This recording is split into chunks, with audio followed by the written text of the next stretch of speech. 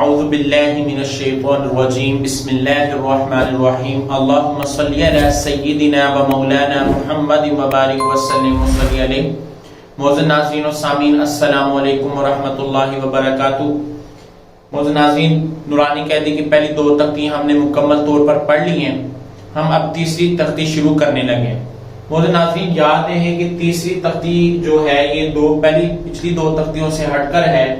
یہ مد والی تختی ہے، لفظ مد کے ساتھ ہے، تو اس کو سمجھنا ضروری ہے کہ یہ تختی کس طرح، اس کے لفظ کس طرح پڑھے جائیں گے. معزز ناظرین، یہ دیکھیں لکھا ہوا ہے تختی نمبر 3 حروف مقطعات. ٹھیک ہے، تو یہ مقطعات والی تختی ہے. ٹھیک ہے، اس میں یعنی کہ مد والے لفظ ہیں. یہ آپ دیکھ رہے ہیں لام کے اوپر ایک مد سی نظر آ رہی ہے، میم کے اوپر مد نظر آ رہی ہے، پھر یہ 3 دندانے شد نظر آ رہی ہے آپ کو میم کے اوپر، پھر اس طرح یہاں بھی آپ کو میم کے اوپر نظر آ رہی ہے، اور ہر لفظ کے اوپر تقریباً مد ہے. اب مد کو پڑھنے کا طریقہ کار کیا ہے؟ معزز ناظرین، ایک چھوٹی مد ہوتی ہے، ایک بڑی مد ہوتی ہے. جو بڑی مد ہوتی ہے اس کو ہم 5 الف کی مقدار لمبا کر کے پڑھیں گے.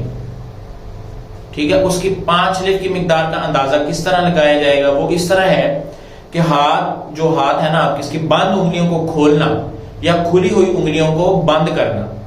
ٹھیک ہے، تو میں اس کی جب آپ کو پریکٹس کر کے انشاءاللہ بتاؤں گا پھر آپ کو اندازہ ہوگا.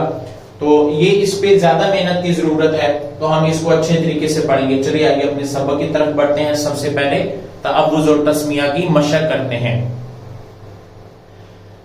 اعوذ باللہ من الشیطان الرجیم بسم اللہ الرحمن الرحیم.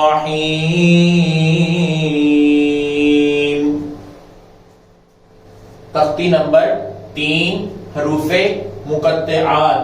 ٹھیک ہے، تختی نمبر 3 حروف مقطعات. اور یہ نیچے ایک انہوں نے بتایا حروف مقطعات کا طلبہ کو حفظ کروا دینا معجب اور برکت ہے.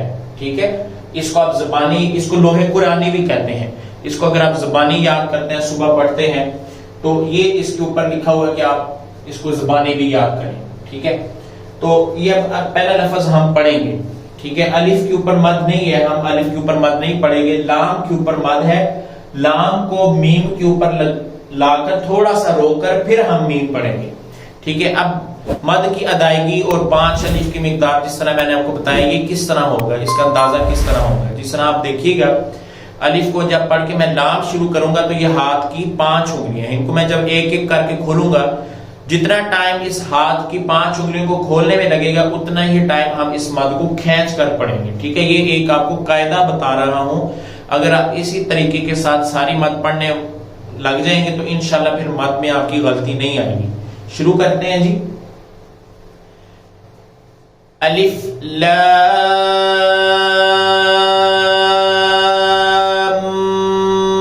میم. یہ آپ نے دیکھا ہوگا کہ لام کو میم کے اوپر تھوڑا سا ٹھہرا کے، کیونکہ میم کے اوپر شد ہے، پھر اس کے اوپر رو کے پھر میم شروع کریں گے. 5 الف کی مقدار کا اندازہ میں نے آپ کو بتا دیا کہ ہاتھ کی بند انگلیوں کو کھولنا یا کھلی ہوئی انگلیوں کو بند کرنا اس طرح سے ہے. الف لام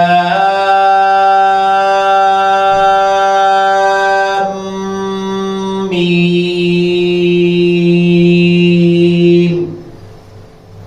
یا پھر دیکھیں الف لام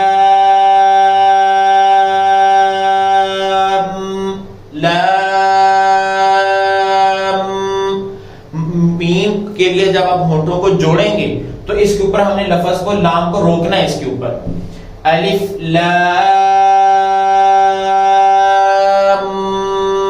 میم. اسی طرح ہم باقی لفظ بھی پڑھیں گے. الف لام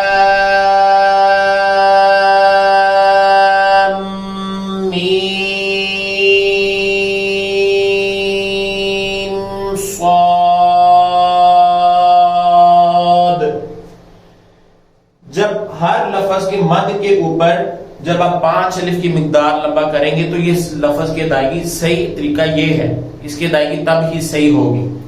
تو اس کے لیے آپ کا سانس بھی تھوڑا سا لمبا ہونا چاہیے۔ جب آپ اس طرح کے لفظ پڑھیں، جب آپ آگے قرات سیکھیں گے تو آپ 1-2 آیت جب ایک ہی سانس میں پڑھیں گے تو اس کے لیے آپ اپنے سانس کو تھوڑا سا کھینچ کے رکھیں گے، سٹور کر لیں گے سانس کو، اس طرح سانس کھینچ کے پھر آپ نے لفظ کو پڑھنا ہے۔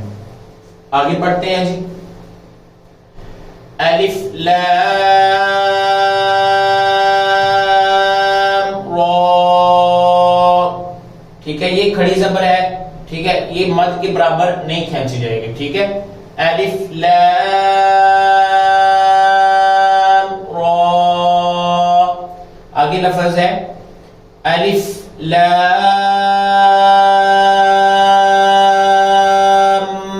میم را۔